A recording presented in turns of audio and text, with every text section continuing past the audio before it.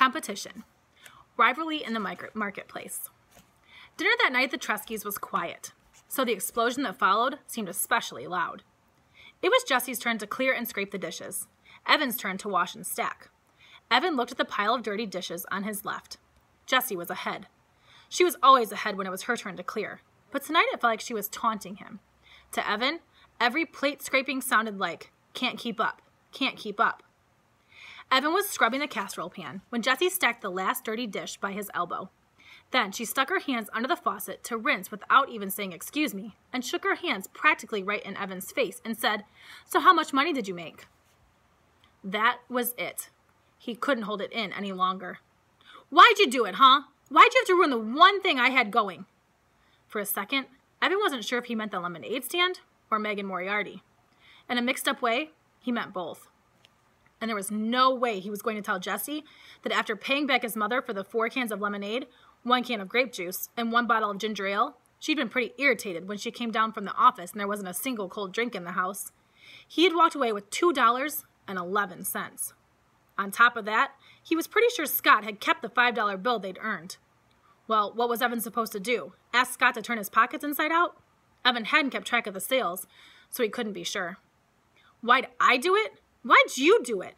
Why'd you invite that jerk over for a lemonade stand?" shouted Jessie. "And how come you wouldn't let me play? You're the one who was mean."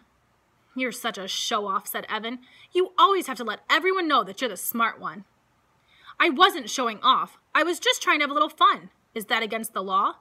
You won't do a lemonade stand with me. Then I won't do a lemonade stand with you. I'll do one with my friend Megan instead." "You cannot be her friend. You cannot be her friend," shouted Evan. "Why not?"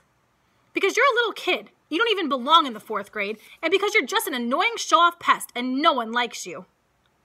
The words felt like disgusting spiders running out of his mouth. They were horrible, but it felt so good to get rid of them. Then Evan saw Jessie's lip tremble. Uh-oh, Jessie was a howler. She didn't cry often, and she didn't cry long, but when she did, it was loud.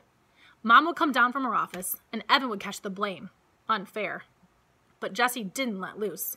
Instead, she stood as tall as her runty height would allow and said, "Megan likes me. She invited me over to her house tomorrow. We're going to make another lemonade stand and earn twice what we did today." Oh, that was it. She was going to ruin everything. Show him up right in front of Megan, even before the school year started. Make Megan think he was just some stupid loser who couldn't even beat out his baby sister at a lemonade stand. Evan boiled over. "I wouldn't count on a Juicy," he said. Jessie hated that nickname, and Evan only used it when he had to. "I'm going to have a lemonade stand every day until school starts, and I'm going to earn $100 by the end of summer. Enough for an iPod." "Oh, please, like you could if you even wanted to," said Jessie. "Megan and I already made $12 each today. We could have $100 like that." Jessie snapped her fingers.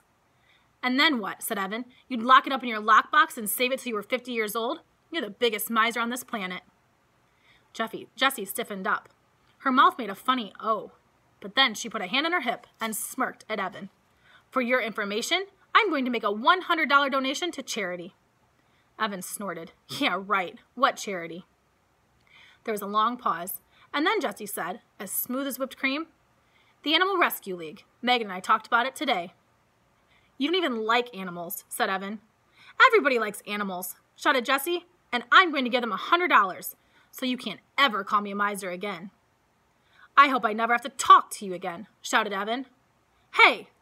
a sharp voice called from the stairs. Mrs. Tresky had a pencil stuck in her hair and a worried look on her face. "I could hear you two all the way up in the attic, with the air conditioner on high. What's up?"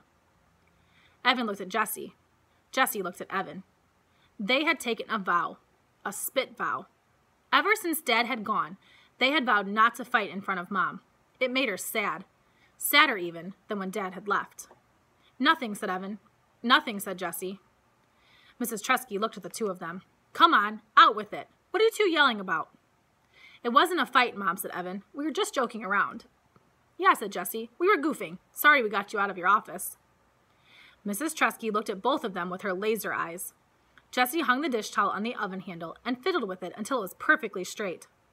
Evan bent over the casserole pan and scrubbed as if his life depended on it.